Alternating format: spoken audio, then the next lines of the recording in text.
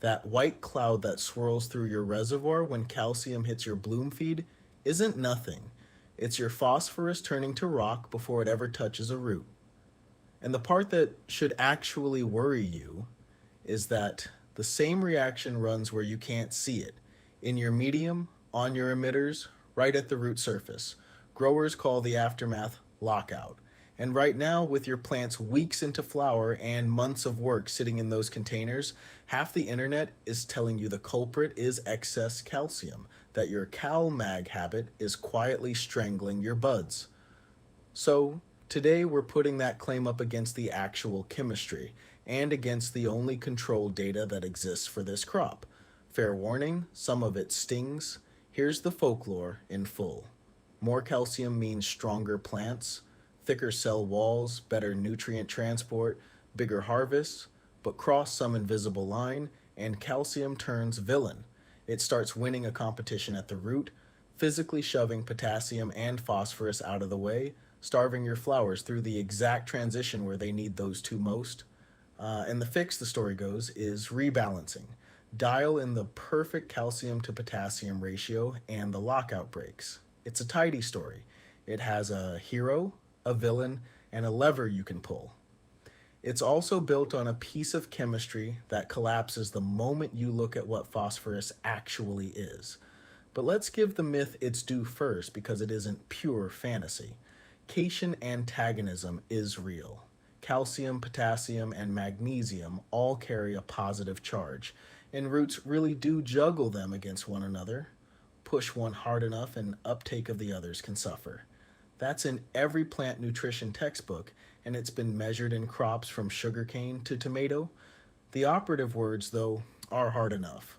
In the field data, the antagonism only turns serious at genuine extremes, ratio imbalances you would have to work at to create with a normal feed chart. A balanced fertigation program sits nowhere near that cliff. So the mechanism exists. The question is whether your grow ever meets it. If this kind of line-by-line myth testing earns its keep, the like and subscribe buttons are right there. Now, where the story leaves chemistry behind. Phosphorus is not a cation. In the water, phosphorus travels as phosphate, an ion with a negative charge, an anion, and roots pull it in through entirely different transporters than the ones handling calcium and potassium, which means phosphorus cannot lose a cation competition. It was never in the race. So what actually happens when calcium and phosphorus collide? Precipitation, straight beaker chemistry. When calcium and phosphate meet at high enough concentrations, especially as pH climbs past the low sixes, they bond into calcium phosphates, minerals so insoluble that no root on earth can drink them. That cloud in your reservoir when concentrated CalMag hits a phosphorus-heavy bloom feed, that's this reaction running in plain sight. Let pH and concentration drift in the root zone, and it runs there too, silently. The phosphorus isn't locked out of the plant, it has left the water entirely. Same symptom the folklore describes, completely different mechanism, and the difference decides the fix. Now for the part almost nobody tells you. In the controlled fertigation trials on this crop, the peer-reviewed ones, the measured antagonism runs backwards. Researchers in Israel fed potassium from outright deficiency up to 240 milligrams per liter, and as potassium climbed, it was calcium in the tissue that fell. A second trial pushed magnesium up. Again, calcium uptake and movement got suppressed. A third roughly doubled phosphorus and knocked calcium down in the leaves, partly through the very precipitation chemistry we just covered. Stack those results and the picture inverts. In this plant, calcium isn't the bully. Calcium is the one getting bullied by the potassium and phosphorus bombs sold as bloom boosters. The lockout direction the forum sphere has never been demonstrated in this crop. The opposite direction has been measured 3 separate ways. And here's the honest, uncomfortable gap in all of it.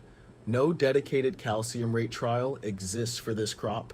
Nobody has grown it across a ladder of calcium levels and published what happens to yield.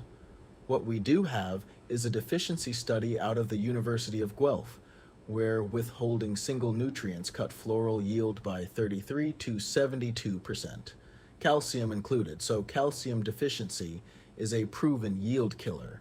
Calcium excess wrecking your bloom, unproven. Not disproven, unproven. That distinction matters because the entire lockout panic treats an unmeasured effect as settled fact and then sells you the cure. Which brings us to the myth's favorite exhibit, cation exchange capacity. The story goes that your medium has a fixed number of parking spaces for nutrients, calcium hogs them all, and everything else circles the lot. Real concept, wrong conclusion. Cation exchange capacity is a property of charged media, soil, peat, and above all, cocoa. Rock wool, perlite, clay pebbles, essentially none. There is no parking lot to fill. And in cocoa, here's the twist.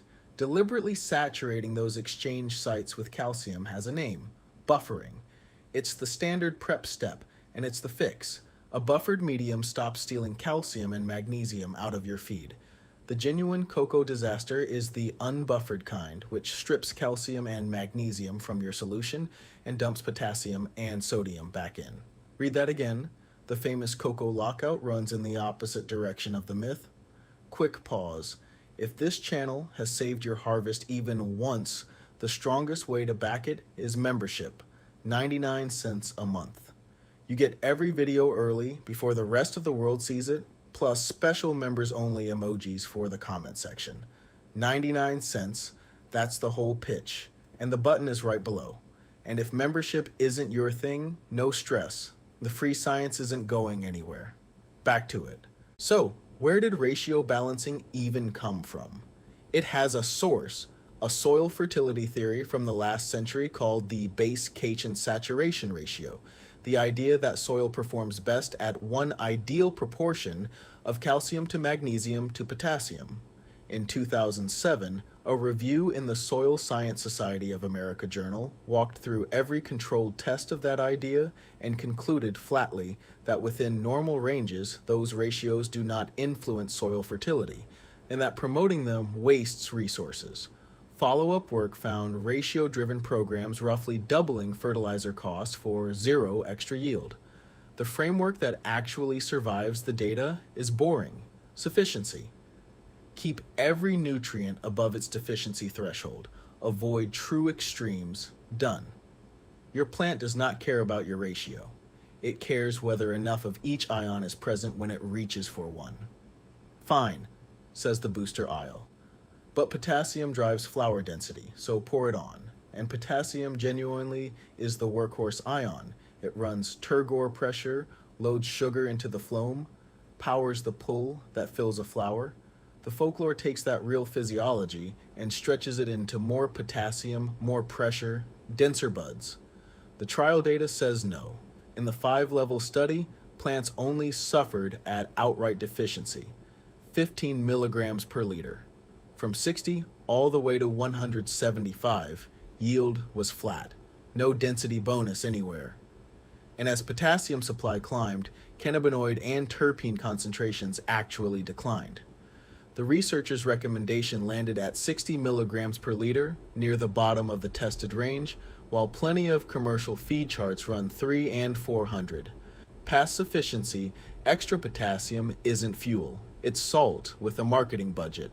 Phosphorus gets the same treatment. The pitch says flowers demand phosphorus to initiate bud sites, so triple it at the flip. Here's what the trials show instead. Around 30 milligrams per liter already buys roughly 80% of maximum yield, with the optimum sitting near 30 to 90. Feeding past, that adds nothing. A Utah state study tripled the phosphorus input and measured no gain in yield or potency, but the runoff, leaving the containers carried 12 times the phosphorus. That's not feeding buds, that's fertilizing your drain. Now, the myth does hold a seed of truth. This plant hoards phosphorus in its flowers. Around 80% of the whole plant's phosphorus ends up there, at 4 times the concentration in the leaves.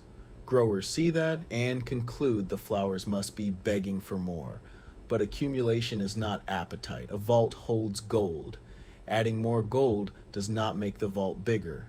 So how do you square all of this with what your eyes report? A lush, deep green canopy on a plant that underperforms anyway.